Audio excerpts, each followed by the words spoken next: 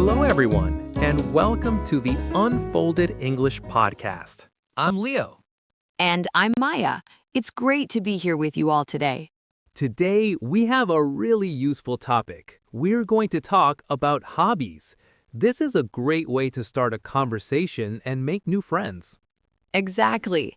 Asking about hobbies is friendly and helps you get to know someone, but sometimes the conversation stops after one question. We want to help you keep it going. Right, so let's start with the most basic question. Maya, what do you do in your free time? In my free time, I love being outdoors. I really enjoy hiking. It's my favorite hobby. Hiking. That sounds interesting. Now, you see, I could stop there. But to keep the conversation going, I should ask another question. For example, where do you usually go hiking? That's a great follow-up question. I usually go to the mountains near the city. There are some beautiful trails there. Beautiful trails. That sounds lovely. Do you usually go alone or with friends?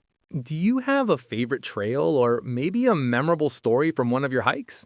Yes, and the view from the top is always amazing. It feels so peaceful. I can imagine. How often do you go? I try to go every weekend if the weather is good. It's a great way to exercise and relax at the same time. That makes sense. Okay, so now it's your turn to ask me about my hobbies. All right, Leo, what about you? What do you like to do for fun? I'm more of an indoor person. I love reading. I can spend hours with a good book. Oh, nice. What kind of books do you read? I mostly read fiction, especially science fiction and fantasy. I enjoy stories about different worlds and ideas. Science fiction, okay. Why do you like it so much? I think it's very creative. It makes you think about the future and technology. Plus, the stories are usually very exciting. That sounds cool. So, listeners, did you notice what we did? We used follow-up questions like where, how often, what kind, and why. These are your tools to keep a conversation moving. Exactly. Another way to continue the conversation is to share your own experience. For example, Maya, even though I don't hike often, I could say something like, I went hiking once a few years ago. It was difficult, but fun. Right. That shows you are listening and you can connect with what I'm saying. Then I could ask you, oh, really? Where did you go? And now we have a new direction for our conversation. It's all about being curious. Okay, let's talk about some other common hobbies. What about cooking, Maya? Do you like to cook? I do. I'm not a great cook, but I enjoy trying new recipes on the weekends. It's a creative and delicious hobby. What's your favorite thing to cook? I like making pasta dishes. They are simple and you can add so many different ingredients. What about you, Leo? Are you into cooking? Not at all. I can only make very simple things. I prefer eating to cooking, but I admire people who can cook well. That's honest. See, even if you don't share the same hobby, you can still have a good conversation about it. You can give a compliment, like Leo did. Right. You can say things like, that's impressive, or you must be very patient to do that. It shows interest and respect. Let's think of another one. What about playing a musical instrument? That's a common hobby. Yes, I used to play the guitar when I was in college. I wasn't very good, but I enjoyed it. Oh, you did? Why did you stop playing? Life just got busy with work. I didn't have much time to practice, but sometimes I think about starting again. You should. It's never too late. Music is a wonderful hobby. My brother plays the piano, and the house is always filled with music. It's lovely. That sounds nice. So we've talked about asking questions, sharing experiences, and giving compliments. What else can help our listeners? I think it's important to show you're listening.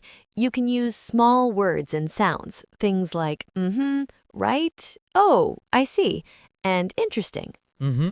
These small words show the other person you are paying attention. It encourages them to keep talking. It's called active listening. That's a very good point. Active listening is key to any good conversation. Another thing is to not be afraid of silence. Sometimes a small pause is okay. It gives the other person time to think.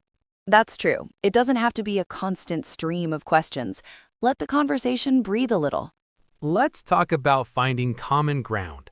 What if you discover you have the same hobby as someone else? Oh, that's the best. You can get really excited. You can say, me too, or I love doing that as well. Right, and then you can share more specific details.